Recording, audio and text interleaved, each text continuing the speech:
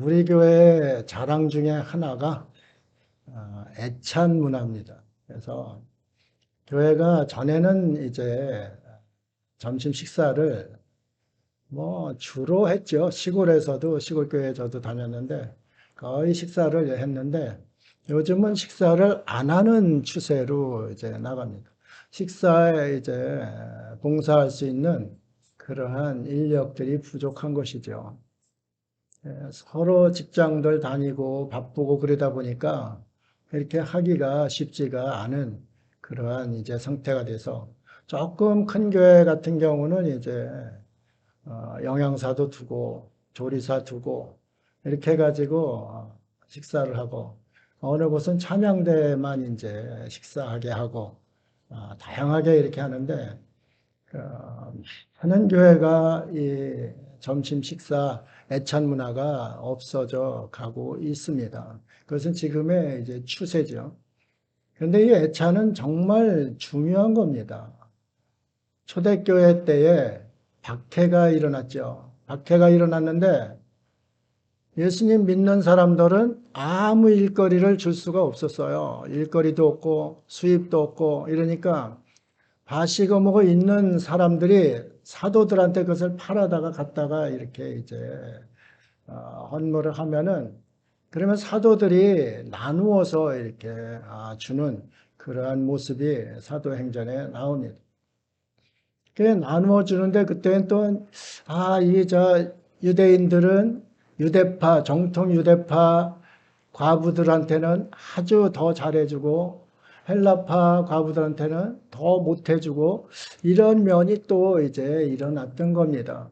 그래서 헬라파 과부들이 굉장히 이제 불만을 일으켜서 나중에는 그렇게 하지 말자 하고서 각자 이제 그 자신들이 한 거, 사도들이 이렇게 나눈 거, 그걸 가지고 애찬의 문화를 이어가고 있었습니다.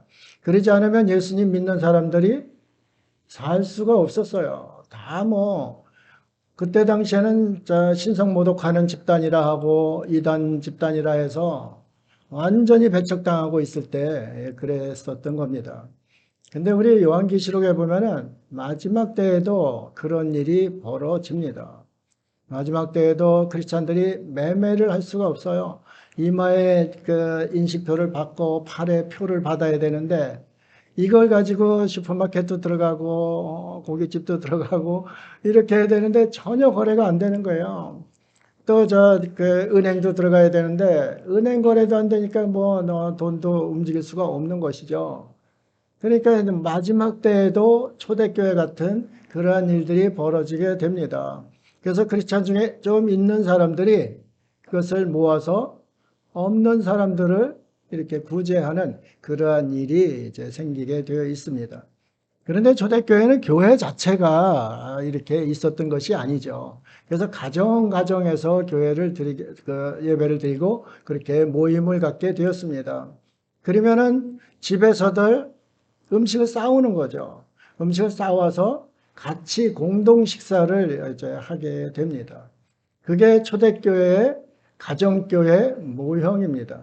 그래서 이 애찬이라는 것은 정말 없어서는 안 될 그 초대교회의 그 아름다운 문화요. 또한 교회가 확장하는데, 복음이 확장하는데 큰 기여를 했던 그것을 보게 됩니다. 우리가 친한 친구들 누구 만나면은 밥 한 끼 먹자 그러잖아요. 밥 한 끼 먹자 하는 것은 친밀감을 이야기하는 거거든요. 친밀하지 않은데 밥을 먹으면 체하잖아요. 그렇죠? 거북살스러운 사람하고 밥을 먹으면 체하잖아요. 근데 친밀한 사람끼리 이렇게 먹는 거거든요. 교회는 공동체니까 형제 자매라고 그러잖아요. 형제 자매 사랑으로 이룬 형제 자매 공동체, 그리스도의 몸으로 이룬 형제 자매 공동체이기 때문에 이 애찬 문화는 빠지면 안 된다. 이것을 또 우리가 생각을 하게 됩니다. 서로 밥 먹으면서 한 주 동안 얼마나 많은 박해가 있었고 얼마나 많은 신앙을 이제 이어가는데 힘들었고 이런 것을 나누면서 위로받고 힘을 얻고 이렇게 했던 것이 요 애찬 문화입니다. 근데 우리가 지금 이게 성찬기, 성찬한다 이렇게 하잖아요. 근데 여러분 성찬이란 말이 성경에 있을까요? 네? 성찬. 우리가 성찬식 막 그러잖아요. 그 성찬이란 왜 성찬식이라고 그럴까? 성경에 있을까? 여러분 어떻게 생각하세요? 성경에서 성찬이란 거 봤어요? 없는 거예요. 성찬은 잘못된 말입니다. 성찬 자체는 다른 이방인들이 제사를 지내도 자기 딴에는 거룩함이라고 그래요. 성찬이라고 그래요. 거룩한 음식이라고 제물이라고 그럽니다. 그래서 그 제물을 나누는 것도 성찬식이라고 그래요. 뭐 다른 종교에서도 그렇게 하는데 우리 이 성경에서는 그렇게 얘기를 하지 않고 오늘 본문과 같이 주의 만찬이라고 그럽니다. 주님께서 마지막 이제 십자가 죽음을 앞두고서 마지막 회식 자리에 제자들을 모았습니다. 제자들을 모아서 떡을 떼서 나누어 주면서 그게 찢는 거예요. 원래는 우리 지금 잘라서 이렇게 나누어 먹지만은 원래 성찬은 큰 빵 해가지고 떡이나 빵 해가지고 그것을 찢어서 먹는 거예요. 그 예수 그리스도의 몸을 찢어 먹는데 이제 그 뜻입니다. 그래가지고 그 예수님께서 제자들에게 신신당부를 하면서 자신의 죽음을 앞두고 너희가 앞으로 이것은 꼭 기억하고 행해라 한 것이 이제 주님의 만찬입니다. 주님의 만찬에서 이것을 행했는데 주님의 만찬을 하기 전에 이제 성도들이 초대교회 성도들이 먼저 음식을 가져오니까 집에서 안 먹고 가져오고 막 그러니까 배가 고픈 거죠. 그래서 주님의 만찬과 애찬이 함께 저녁 때 이어졌던 겁니다. 저녁이니까 뭐 시장하고 그러잖아요. 주의 만찬이 하기 전에 애찬을 자신들끼리 먹는 거죠. 먼저 싸운 사람들이 이제 먹는 겁니다. 그러니까 분쟁이 일어나는 거예요. 나중에 온 사람들은 노예나 가난한 사람들이에요. 일 치닥거리하고 주인 일 해주고 그리고 예배에 참석하려면은 이게 뭐 시간이 늦어지잖아요. 그러니 좀 있는 사람 또 주인 뭐 이런 사람들은 자신들이 얼마든지 음식을 싸가지고 가지고 일찍 올 수 있는 거죠. 일찍 와서 포도주도 먹고 취하고 밥도 잔뜩 먹고서 이제 배불러서 이렇게 늘어져 있고 이런 상태에서 가난한 자들이 와서 볼 때 이게 너무 위화감이 느껴지는 거죠. 이 먹는 것 때문에 사람이 굉장히 서운하잖아요. 저도 이렇게 뭘 이렇게 놓으면은 음식을 잘 남기질 않으니까 갖다 주면 거의 다 먹어요. 그냥 먹어. 대부분 다 먹습니다. 그러면 조금 지나면 집사람이 자기 거 안 남기고 다 먹었다고 굉장히 서운해하는 거예요. 이런 일이 뭐 비일비재합니다. 그러니까 음식 조금만 못 먹어도 부부간에도 이런 이제 일이 있는데 하물며 교회 애찬 시간에 누구는 반뜩 먹어서 배불러서 취해서 누워있고 어떤 사람은 가난해서 그냥 배고파서 쩔쩔매면서 들어와가지고 이렇게 있는 그게 고린도 교회의 모습이었다 이 말씀입니다. 빈부의 양극화가 굉장히 심했던 곳이 그 고린도 지역이고 우리 대한민국도 보면은 빈부의 양극화가 굉장히 심하잖아요.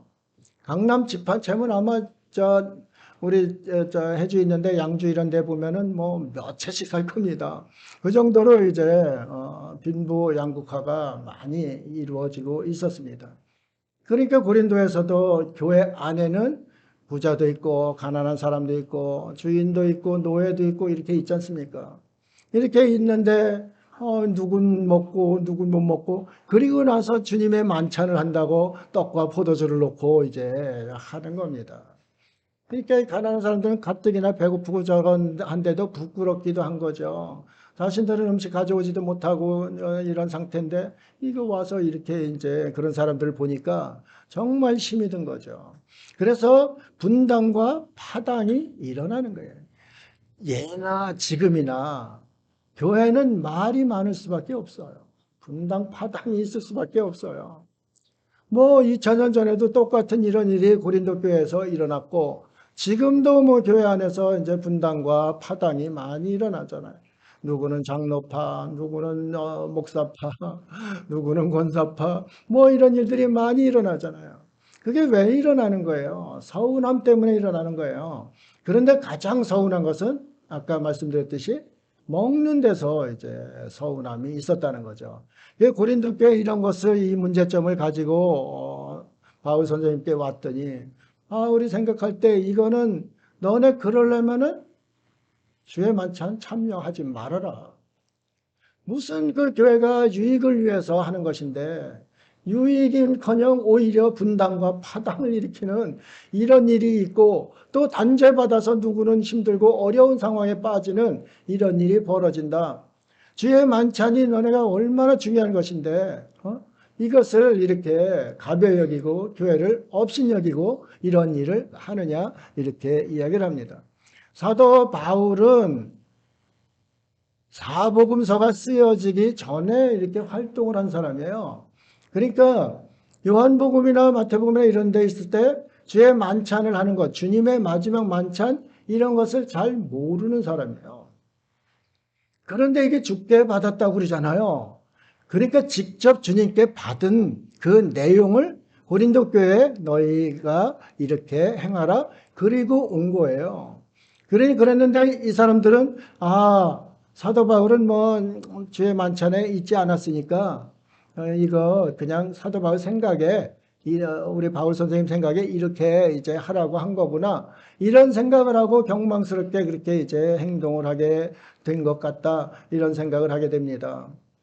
그런데 사도 바울은 주께 직접 받았다고 그랬습니다. 그 만찬에 참석은 안 했지만은 주님께 직접 이것을 행하여 받아서 나를 기념하라 이것을 직접 받았다는 거죠. 그러니까 이게 확실하다는 거예요. 하나님께서 주신 그러한 주의 만찬 그런 의식이다 이것을 이야기하고 있는 겁니다. 그런데 성도들은 그렇지 않고 그때의 문화에 빠져서 그냥 뭐 잘 사는 사람은 그냥 뭐 자신들 먹고 땡땡거려도 되고 못 사는 사람은 그냥 가난하게 개돼지처럼 산다. 그때 당시에 뭐 더 그랬을 거 아닙니까? 그러니까 그런 인식이 퍼져 있는 상태에서 교회를 오는 거죠. 더군다나 만찬을 하는 거죠. 그래서 주의 만찬을 할 때는 저녁 때 이제 하게 됐습니다. 저녁 때 하니까 저녁 때들 뭐 다 와서 가져오고 이렇게 하는데 이것이 문제가 엄청나게 되는 거예요. 그래서 카르타고 공의회라는 이제 AD 220년에 이렇게 전 교회 지도자들이 모여서 회의를 했습니다. 이것은 안 되는 것이다. 이거는 주님의 만찬을 욕되게 하는 것이다. 주님의 만찬 그 본뜻을 완전히 흐리고 거기에 죄를 뿌리는 그러한 행위다. 그래가지고 주님의 만찬을 이제 앞으로 당겼습니다. 그래서 주님의 만찬을 아침에 하게 되어 있고 그 다음에 공동 식사와 주의 만찬을 같이 저녁 때 했었는데 공동 식사 애찬을 주의 만찬 전에 하지 말아라. 그것을 그때 결정을 한 겁니다. 그래가지고 이제 아침에 하고 이렇게 주의 만찬할 때는 애찬을 그 전에 하지 않는 그러한 것까지 가게 되었던 겁니다. 그런데 사도 바울 시대에는 이러한 규율이라든가 이런 게 없는 상태에서 이런 분쟁과 파당이 있었다. 우리가 주님의 만찬을 잘 이해하고 만찬에 참여를 해야지 그러지 않으면 이게 단죄받는 일이다. 오늘 본문에서 말씀하고 있습니다. 단죄받는 것도 무시무시한 단죄를 받습니다. 말씀을 통해서 이제 나오게 되는데, 주님의 만찬 참여 잘못했다고 해서 그렇게까지 할 수 있을까? 이럴 수 있는데, 초대교회는 교회의 기틀을 잡아가는 곳이었기 때문에, 아나니아와 삽비라 자기 집 팔고서, 땅 팔고서, 그거 그 사도들한테 갖다 주면서 자기 거 조금 남겼잖아요. 그 남겼는데 죽였거든요. 그렇죠? 부부가 다 죽었잖아요. 초대교회는 이런 일들이 무섭게 일어났던 거예요. 오늘도 그런 일들이 이제 있습니다. 그래서 우리가 그런 것을 경종을 삼아서 명심하고 주님의 만찬에는 이렇게 해야 되겠다. 그런 이제 모습으로 참여를 해야 된다. 이것을 또 말씀을 하고 있습니다. 예, 이게 형식적으로 이렇게 자꾸 흘러가고, 우리 목사님들끼리 모여서도 노예하고 그러면은 주에 만찬합니다. 주에 만찬하는데 뭐 그 전에 만찬하게 일부 예배를 드리는데 그때도 이제 여러 가지 불협화음들이 일어나잖아요. 불협화음이 일어나고는 또 아무 일 없다는 듯이 이제 주의 만찬을 또 하는 그런 모습이 있습니다. 그런데 이것은 안 된다. 그것을 오늘 말씀에서 확실히 못을 이제 박아줍니다. 그럴 바에는 참여하지 말아라. 이것이 오늘 내용의 주제다. 말씀의 주제다. 이런 것입니다. 주의 만찬은 주님께서 제정하신 겁니다. 주님께서 제정하셨기 때문에 사람이 이렇게 해서 만든 것이 아니다. 그러니까 하나님의 뜻이다. 그것을 이제 알면 됩니다. 1절입니다.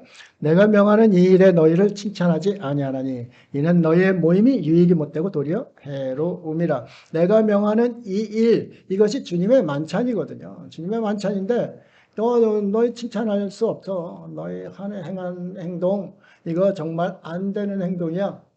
이 일에 내가 어떻게 너희를 칭찬할 수 있어? 이렇게 이제 사도 바울이 이야기하는 겁니다. 속에는 경황된 모습으로 하는 거죠. 야, 어쩜 이럴 수가 있을까? 주님의 만찬 이 소리 들려오는 걸 보니까 이거는 말도 안 되는 이러한 일들을 하고 있구나. 이런 생각을 하고 있는 것이죠. 18절, 19절은 그래서 파당의 빌미가 이제 이 주의 만찬이다. 이것을 이야기하고 있는 겁니다. 애찬하고 주의 만찬. 먼저 너희가 교회에 모일 때 너희 중에 분쟁이 있다함을 듣고 어느 정도 믿거냐. 너희 중에 파당이 있어야 너희 중에 옳다 인정함을 받은 자들이 나타나게 되리라 그랬습니다. 근데 이것을 잘못된 것을 알고 있으면은 고치는데 이 사람들은 당연하다고 생각한 거예요. 당연하다고 생각하니까 이게 고쳐지질 않고 교회는 점점 한쪽은 불만이 쌓여가고 한쪽은 더 널브러지는 이런 모습들이 보이는 겁니다. 이런 생각들 자체가 바뀌어야 되는데 이 생각이 바뀌질 않는 거죠. 그래서 습관과 문화가 너무너무 중요한 겁니다. 지금 기독교 문화가 상당히 세속화되어 가고 있습니다. 그러면 세속화되어 갈 때 그들이 성경을 대하는 모습이 무엇인가? 자신들이 생각하는 것이 옳다고 생각하는 거예요. 그렇기 때문에 성경과 이 괴리가 되는 겁니다. 진리와 비진리가 자신들이 진리라고 자꾸 그것을 생각하고 들어가다 보면 확정 편향이 생기는 겁니다.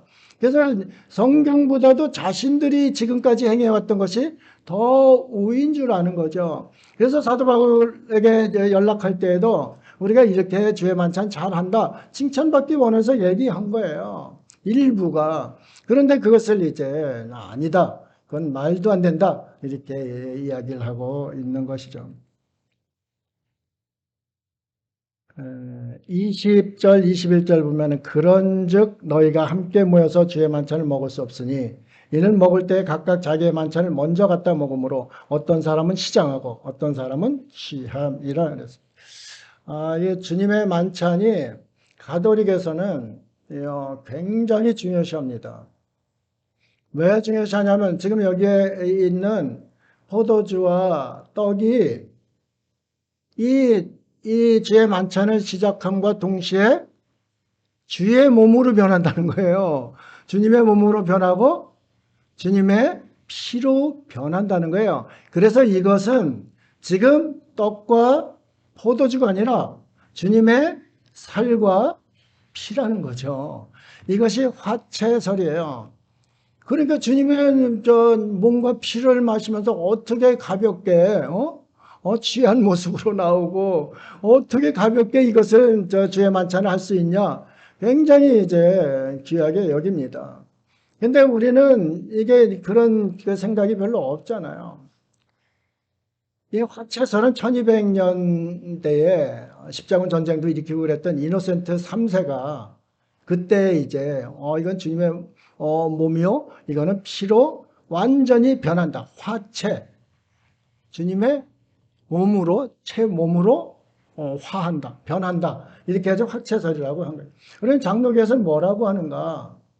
영적 임재설이라고 그래요. 우리가 믿는 것, 저도 그것을 따르고 있습니다. 여러분도 마찬가지죠. 떡과 포도주는 우리 그냥 떡과 포도주 다를 바 없다. 그렇지만 주님의 만찬을 할 때 여기에 무엇이 임한다? 성령. 주님의 영이 임한다. 그래서 성령 임재, 영적 임재설을 주장하는 거예요. 그게 우리 장로교가 하고 있는 것이 바로 영적 임재설. 그러면 떡과 포도주는 변하지 않는 살과 몸으로 변하지 않는 것이지만은 여기에 주님의 영이 임하신다는 거죠. 그러니까 이게 뭐 굉장히 소중하고 두렵고 떨리는 마음으로 해야 하는 것이 주님의 만찬이라는 거죠. 그런데 우리는 아이 뭐 포도주 한 잔 마시고 어떤 사람은 한 잔 더 달라는 사람도 있대요. 더 마시고 뭐 떡이 저 그냥 카스테라 하나 먹고 이렇게 가볍게 생각하고 주님의 만찬을 하지 말라. 이것을 아주 신신당부를 하고 있는 거예요. 또 찌빙글리라는 사람 그 개혁자인데 종교개혁자인데 그분은 또 이거는 뭐 영적 임재고 포도주고 떡이고 이거보다도 그냥 상징성이다. 주님의 예전을 주님께서 하라는 것을 그냥 상징적으로 하는 거고 우리가 그걸 기억하면 된다. 이렇게 또 이야기를 합니다. 그분을 따르는 분들도 상당히 이제 많이 있습니다. 그렇지만 우리는 이제 여태까지 해온 그러한 모습 또 우리가 그것을 믿고 있기 때문에 장로 교인으로서 영적 임재설을 믿고 우리는 주의 만찬을 이제 하게 됩니다. 이런 것을 생각하면은 이것이 아주 가벼이 넘길 그러한 것은 아니다. 그러한 생각이 없다면은 아예 참여하지를 말아라. 이렇게 이야기를 하고 있는 것이죠. 22절 보겠습니다. 너희가 먹고 마실 집이 없느냐? 너희가 하나님의 교회를 업신여기고 빈궁한 자들을 부끄럽게 하느냐? 내가 너희에게 무슨 말을 하랴? 너희를 칭찬해라. 이것으로 칭찬하지 않노라 그랬습니다. 이게 주의 만찬을 또 애찬 이런 것을 제대로 하지 않으면은 교회를 업신여기는 거라는 거죠. 교회가 교회되지 못하고 거룩한 처소가 되지 못하고 하나님의 임재 자리가 되지 못한다는 겁니다. 자신들의 생각에 빠져서 자신들이 와가지고 자신들의 멋대로 하는 것이 교회가 아니라는 거죠. 주님께서 제정하신 그 예전은 주님 앞에서 하는 것이기 때문에 정말 귀하게 이렇게 예전을 참여해야 된다. 그것을 이야기하고 있습니다. 그리고 가난한 자들을 업신여긴다고 그랬습니다. 성경은 누누이 이야기합니다. 가난한 자들 업신여기는 것, 하나님을 업신여기는 거다. 그렇게 이야기를 합니다. 가난한 자들에게 구제하고 한 것은 하나님께 구워주는 것이다. 이렇게 이야기를 했습니다. 가난한 것도 서운하고 억울한데 아니 좀 있는 사람들한테 업신여김을 받는다. 이것은 정말 견딜 수가 없는 거죠. 그들이 눈물을 흘릴 때 주님께서 그 눈물을 받으신다고 그런 거거든요. 그러니까 우리는 가난한 자들을 대하는 것 잘해야 합니다. 교회 뭐 빈부 귀천 다 있을 수 있습니다. 그런데 먼저 배려할 사람은 마음의 상처 쉽게 받을 수 있는 가난한 자들부터 배려를 하는 거죠. 약자들부터 배려를 해야 된다 이 말씀입니다. 그런데 교회가 약자들부터 배려를 안 한 거죠. 지금 뭐 일부 교회들도 좀 큰 교회다 하면은 이런 게 확연히 나타나는 거죠. 그래서 나는 진짜 저물에서 놀지 못하겠어. 그리고 거기 들어가지 못하고 나오는 거죠. 그럼 거기 예수님이 있겠어요? 계시겠어요? 안 계신 거죠. 예수님이 계시면은 가난한 자든 뭐 노동자든 누구든 다 들어가서 같은 공동체 주님의 몸으로서 이렇게 즐겁게 하나님께 예배를 드리는 그러한 자리여야 되는데 그것이 안 될 때 이것은 주님이 그 안에 계시지 않는 것이죠. 그러니까 건물뿐이죠. 주님의 몸의 지체들이 우리인데 우리가 어찌 그렇게 할 수 있냐? 그러면서도 주님의 만찬에 참여하냐? 하지 말아라. 이렇게 이제 이야기하고 있는 겁니다. 야고보서 2장 5절 6절 보시면은 내 사랑하는 형제들아 들을지어다 이 세상 하나님이 세상에서 가난한 자들 택하사 믿음에 부유하게 하시고 여러분들 가난할 때 믿음이 좋았어요? 조금 지금 먹고 살만할 때 믿음이 좋았어요. 저는 뭐 이건 뭐 100% 확실합니다. 조금 잘 사는 나라는 하나님 버립니다. 믿음에 부여하지 못한 거예요. 가난해지는 거죠. 그럼 하나님께서 누굴 귀하게 여기시겠어요? 가난하면서 믿음에 부여한 자를 하나님께서 원하시는 사람이라 이겁니다. 심령이 가난한 자는 복이 있나니 천국이 저희 것임이요 그랬지 않습니까? 천국은 그들의 것이지 그냥 부여해서 믿음은 다 없어진 그런 사람은 낙타가 바늘귀로 들어가는 것 같이 어렵다는 거예요. 천국 가기가 그렇잖아요. 이게 맞는 말씀입니다. 진리의 말씀입니다. 그런데 천국도 못 갈 사람이 천국 가는 사람들 업신여기고 교회를 업신여기고 이런 일을 한다는 것은 말이 되지 않는다. 이것을 이야기하고 있는 겁니다. 우리 이건 잘 생각을 해야 되는 것이죠. 우리 잠정교회는 뭐 다행인지 아주 뛰어난 부자가 없어요. 뛰어난 부자가 없으니까 그런 문제 이런 문제는 별로 이제 그렇게 없는데 이 차이가 많이 나는 곳에서는 이게 나을 수밖에 없어요. 또 아주 눈 깔고서 밑으로 보는 그런 사람들, 교만한 사람들이 너무 많은 거죠. 자신들이 권력 조금 있다, 자신들이 부가 조금 있다, 이러면은 그거 없는 사람들 아주 무시하는 그러한 경향이 타락한 인간 속성 속에 있는 거예요. 여러분도 그런 자리에 안 가봐서 모르는데 가면은 아마 그럴 수도 있는 것이죠. 우리의 속성 자체가 그렇다는 겁니다. 그렇기 때문에 교회 공동체에서는 절대 그러한 속성이 나와서는 안 된다. 주님의 피로 씻음받은 우리, 낮은 대로 임하는 주님을 따라서 우리도 그렇게 살겠다고 믿음을 고백하고 신앙을 고백하고 공동체 안에 들어온 우리는 그렇게 살면은 안 된다. 이것을 사도 바울이 참 그 개척한 그 고린도 교회 성도들에게 아주 강하게 이렇게 이야기를 하고 있는 겁니다. 또 자기를 사랑하는 자들에게 약속하신 나라를 상속으로 받게 하지 아니하셨느냐. 너희는 도리어 가난한 자를 업신여겼도다. 도리어 가난한 자를 업신여길 자가 아니라는 거죠. 도리어 가난한 자를 업신여겼도다. 우리가 이것은 사회생활을 할 때도 정말 조심해야 됩니다. 약자를 우선하고 배려하는 그러한 마음은 크리스찬의 기본 자세입니다. 가난한 자들 그들의 눈물 닦아주고 그들에게 빵을 주는 것, 그것이 교회의 할 일입니다.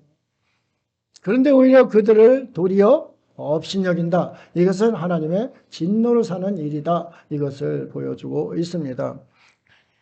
가난한 자들을 업신여겼도다. 부자는 너희를 억압하며 법정으로 끌고 가지 아니하냐. 부자된 교만해서 우리 조금 마음에 안 들면 그냥 집어넣잖아요.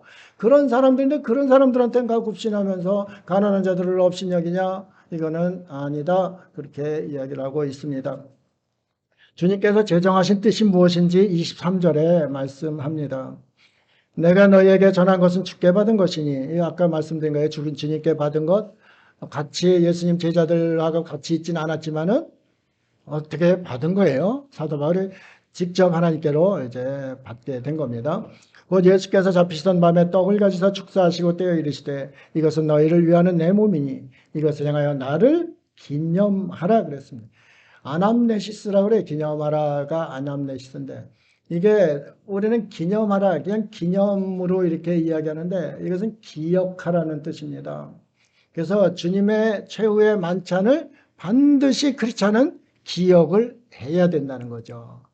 내 살과 내 피를 준, 그래서 너희가 구원받은 것, 그것을 꼭 기억을 해야 한다. 이것을 이야기하고 있습니다.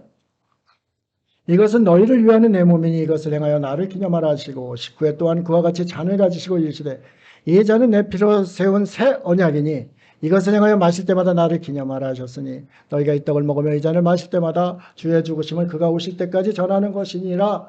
새 언약이라고 했습니다. 그러면 구언약도 있을 거 아니에요. 옛 언약도 있을 거 아니에요. 옛 언약은 그럼 어떤 언약입니까? 예? 지금은 내 피로 세운 새 언약이라고 그랬어요. 새 언약, 예수 그리스도의 십자가의 피로 세운 새 언약. 그러면 새 언약인데 옛 언약이 있잖아요. 옛 언약은 어디에 나올까요? 예? 아, 이 정도 나와야죠. 옛 언약 어디 나와요? 예? 잘 안 들리는데. 아, 옛 언약은 바로 나와야 돼요. 예? 예? 창세기, 출애굽기, 레위기, 민수기, 신명기 어디서 나와요? 예? 야, 이거 출애굽기에 나오잖아요. 출애굽기에. 출애굽기 20장부터 24장까지가 그 언약이 이제 쭉 있는 거예요. 그러면 이건 굉장히 중요한 거거든요. 소를 잡아놓고 반쪽을 갈랐습니다. 반쪽을 가르고 거기서 피를 또 해가지고 제단에 뿌리고 하나는 회중들에게 뿌리고 이렇게 했습니다. 이게 어디냐? 출애굽기 24장 6절 8절 보겠습니다. 모세가 피를 가지고 반은 여러 양푼에 담고 반은 제단에 뿌리고 언약서를 가져다가 백성에게 낭독하여 듣게 하니 그들이 이르되 여호와의 모든 말씀을 우리가 준행하리이다. 모세가 그 피를 가지고 백성에게 뿌리며 이르되 이는 여호와께서 이 모든 말씀에 대하여 너희와 세우신 언약의 피니라. 이것이 옛 언약이에요. 언약. 그런데 여기 보면은 언약서를 가져다가 제단에 뿌리고 양쪽에 뿌리고 언약서를 가져다 계약서예요. 그렇죠? 언약서가 계약서예요. 그러면 이거는 쌍무 언약이라고 그랬습니다. 이거 우리 성경 공부할 때 다 한 거예요. 쌍무 언약. 회중들도 인정하고 또 하나님께서도 인정하는 둘이서 언약서를 가지고 거기 사인을 한 거예요. 그렇기 때문에 이 계약서가 있는 그러한 언약, 그것이 옛 언약이에요. 모세가 회중들하고 중재자로 해가지고 모세가 말하자면 중개인이에요. 중개인을 해가지고 이 백성들하고 하나님과의 계약서를 체결을 했다. 그런데 피를 뿌렸어요. 그러면 어떻게 되는 거예요? 이 계약서를 지키지 않을 경우에는 어떤다고요? 피를 묻는 거죠. 죽는 거죠. 이 무서운 계약서거든요. 옛 계약서는 무서운 계약서예요. 그런데 예수 그리스도의 새 언약 피는 그 피로서 우리가 살아나는, 우리가 흘릴 피, 계약을 하나님과 지키지 않아서, 옛 계약을 지키지 않아서 우리가 반드시 죽어야 할 그 피를 예수 그리스도가 대신 흘려주셨다는 거죠. 그것을 예수님 자신이 이야기를 하고 있는 거예요. 그러면 이 언약은 무슨 언약이에요? 일방적인 언약이에요. 그렇죠? 이 구약에 있던 언약은 쌍무 언약이고 둘이서 합의해서 한 거고 이것은 일방적인 언약이에요. 일방적인 언약을 뭐라고 그래요? 우리와 상관없어요. 우리와 상관없어요. 일방적으로 약속을 해버린 거예요. 하나님의 백성들하고. 은혜 언약인 거예요. 은혜. 하나님의 은혜의 언약. 지금 이 주의 만찬하는 이것을 우리가 기념할 때 주님의 은혜를 기억하라는 거죠. 너네 죽을 놈이었었다. 죽을 사람들이었다. 피 흘려서 죽어서 재단에 뿌릴 사람들이었다. 그런데 내가 새 언약을 줘서 내 피로 너희를 구원해 준 것이다. 그렇게 이제 하는 거예요. 그래서 이 주의 만찬이 이게 정말 가벼이 대하는 그러한 것이 아니라 이 말씀입니다.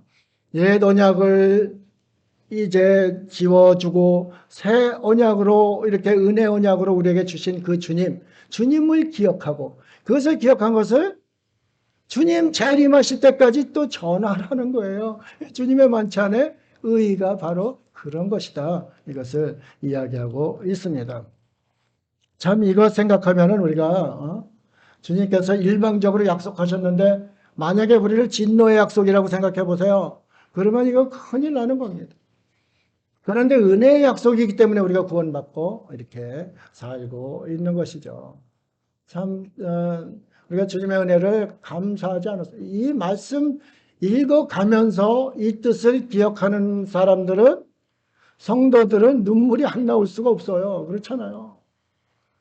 이 성경을 읽는데 콧물이 안 떨어지면 이상한 거거든요. 그러한 은혜를 받고 죽을 사람이 피 흘려서 십자가 고통 같은 고통을 받아야 될 사람이 새 언약의 은혜로서 이렇게 우리가 구원을 받았다는 것은 눈물이 안 떨어질 수가 없는 거죠. 참 오늘 하나님께서 주시는 은혜가 여러분들에게 깊숙이 임하시기를 주 예수님 이름으로 축복합니다. 그래서 이것을 어떻게 임해야 되는가? 27, 29절입니다. 그러므로 누구든지 주의 떡이나 잔을 합당하지 않게 먹고 마시는 자는 주의 몸과 피에 대하여 죄를 짓는 것이니라. 사람이 자기를 살피고 그 외에 이 떡을 먹고 이 잔을 마실지니 주의 몸을 분별하지 못하고 먹고 마시는 자는 자기의 죄를 먹고 마시는 것이니라 그랬습니다. 죄를 두 번 짓게 된다는 거죠. 한 번은 주님의 몸과 피에 대한 죄를 짓고, 하나는 자신에 대한 죄를 짓는 일이다, 이렇게 합니다. 이걸 가지고서 그런 성도들이 그럼 누가 주의 만찬을 참여합니까? 저 아무도 못하고 못하지 않습니까? 우리가 주의 만찬에 참여할 때 정말 주님께서 이러이러해 주셔서 우리에게 그러셨구나. 그리고 우리의 죄를 회개하는 마음으로 참여하는 겁니다. 회개하고 또 주님의 은혜를 기억하고 감사하는 마음으로 참여하는 겁니다. 주님은 의인을 위해서 피를 흘리신 것이 아니다 이거죠. 죄인을 위해서 피를 흘리셨다는 거죠.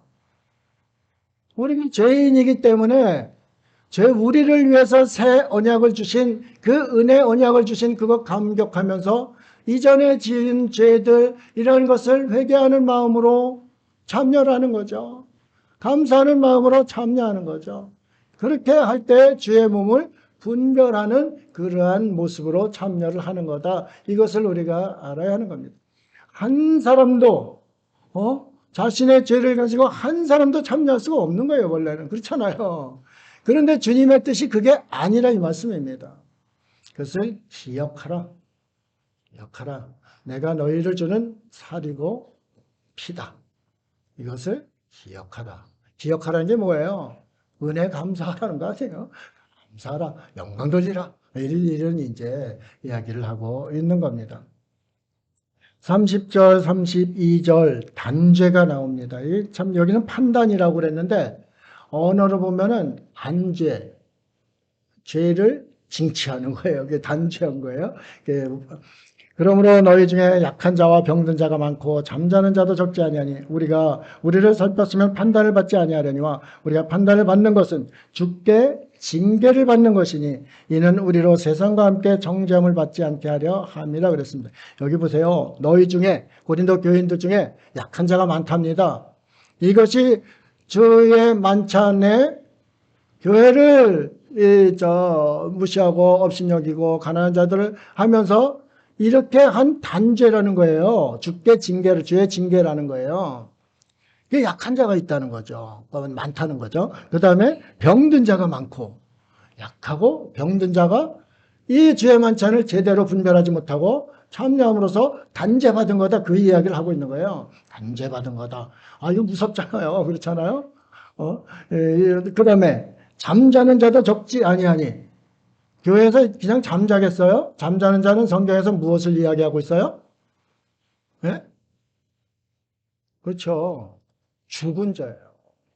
이것 때문에 죽은 자도 많아요. 초대교회는 이렇게 아주 그때 단죄가 이루어졌던 거예요. 지금 단죄가 이루어지면 살아남을 사람 참 찾아보기 쉽지 않을 거예요.